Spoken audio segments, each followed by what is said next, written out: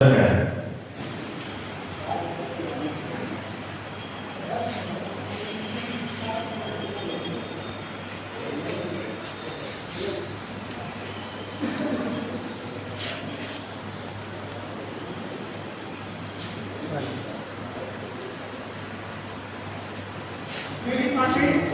भारतीय जवान किसान पार्टी के प्रदेश अध्यक्ष आदरणीय श्री अशोक कुमार सिंह जी, सचिव प्रदेश सचिव आदरणीय श्री सुशील कुमार साहब जी, मेरे आर्मी से रिटायर्ड सूर्यदास साहब, नंद किशोर साहब और हमारे जीतू कुशवाहा साहब जी, उनका मैं हार्दिक अभिनंदन करता हूं। और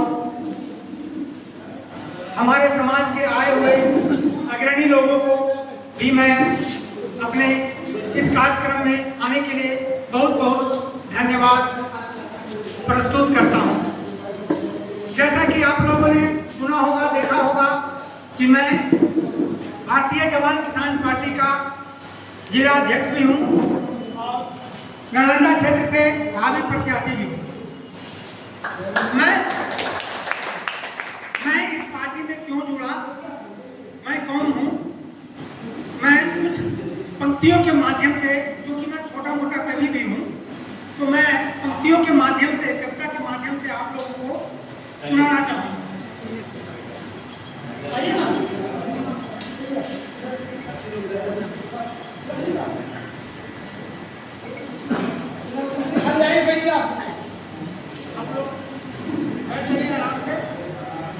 मैं फौजी वेटरन बैजनाथ नालंदा का हूँ वासी, भारतीय जवान किसान पार्टी का भावी प्रत्याशी।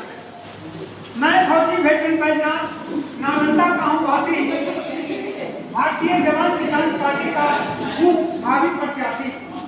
7 भाइयों में सबसे बड़ा 31 का परिवार, खेत खलिहान गौओं की सेवा ही मेरा रोजगार। 40 वर्षों तक सरहद पर किया हूँ चौकीदारी मतलब हम सरहद पर एयरफोर्स वाले जो आर्मी भी सरहद पर ही रहते हैं, तो 40 वर्षों तक सरहद पर किया हूँ चौकीदारी। जनता ने अगर साथ दिया तो करूँगा सेवादारी।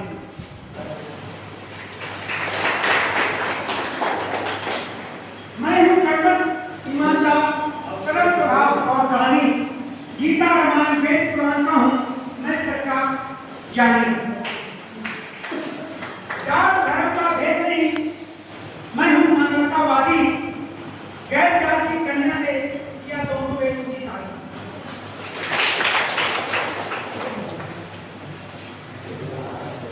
दो ही वर्ग सारे संसार में जिनके कार्य है महान, दो ही वर्ग है पूरे संसार में, दो ही वर्ग सारे संसार में जिनके कार्य है महान। एक सरहद की रखवाली करता, दूसरा मजदूर किसान। एक सरहद की रखवाली करता, दूसरा मजदूर किसान।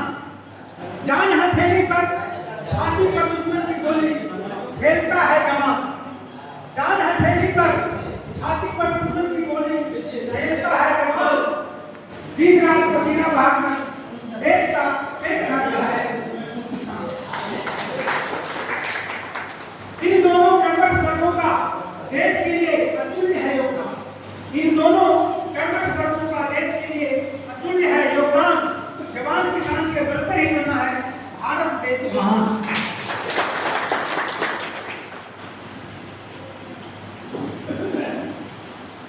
खेत खलिहान हो या फिर जंग का मैदान, दोनों ही मोर्चों पर किसान अड़ा है।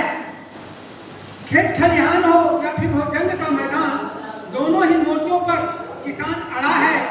खून पसीना बहाता पिता खेतों में, खून पसीना बहाता पिता खेतों में, तो बेटा सरहद पर सीना ताने खड़ा है। परंतु दुर्भाग्यवश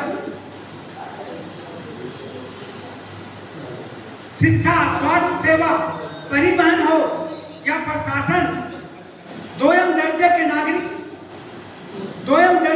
नागरिक की तरह होता इनका शोषण। जो हमारे समाज के किसान हैं या रिटायर्ड फौजी हैं, रिटायर होने के बाद हम लोगों को कोई नहीं पूछता, न तो प्रशासन में पहले से कोई फाइट होती है न समाज में। उसी तरह से किसान का भी कोई पूछने वाला नहीं होता। बड़े बड़े अधिकारी नेता के काम हो जाते हैं, किसानों के काम अच्छे हो जाते हैं। तो उसी पर मैंने लिखा है शिक्षा, स्वास्थ्य सेवा, परिवहन हो या प्रशासन।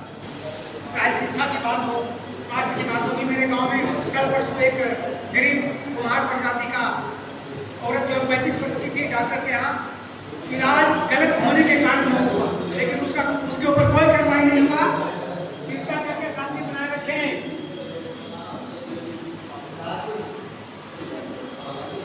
तो उसी के बारे में मैं कह रहा हूँ। शिक्षा, स्वास्थ्य सेवा, परिवहन हो या प्रशासन, दोयम दर्जे के नागरिक की तरह होता है इनका शोषण। परंतु दुर्भाग्यवश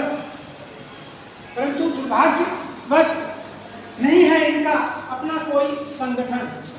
सबका संगठन है, छोटे छोटे कर्मचारी हैं हर एक डिपार्टमेंट में, उनका भी संगठन है, लेकिन फौजियों का कोई संगठन नहीं है, किसानों का कोई संगठन नहीं है, जहां पर अपने मिशनों को रख सके। कृपया शांति बनाए रखिए। परंतु दुर्भाग्यवश नहीं है इनका अपना कोई संगठन, जिसके कारण ही होता है इनका मान मर्दन और शोषण।